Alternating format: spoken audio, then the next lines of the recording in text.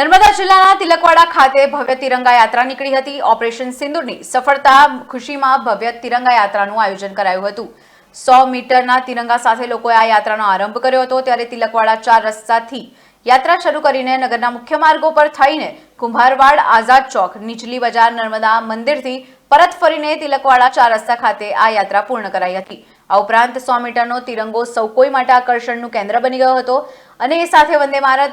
વંદે માતરમ અને ભારત માતા કી જયના નારાઓ સાથે આખું નગર ગુંજી ઉઠ્યું હતું। 22 એપ્રિલના રોજ પહેલગામમાં જે આતંકવાદીઓ દ્વારા જે 29 જેટલા નાગરિકોની ક્રૂરતાથી હત્યા કરવામાં આવી હતી અને આપણા દેશના યશસ્વી વડાપ્રધાન ત્યારબાદ સતત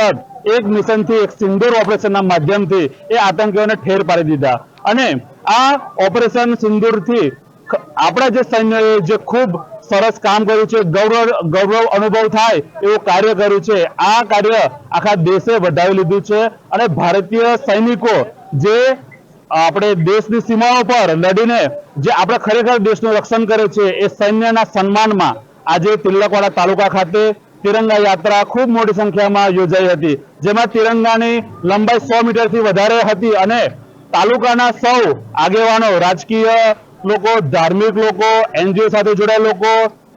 દરેક ગામથી આજે આ મોટામાં મોટી તિરંગા યાત્રામાં સૌ જોડાયા હતા અને દેશભક્તિના રંગે ડીજે સાથે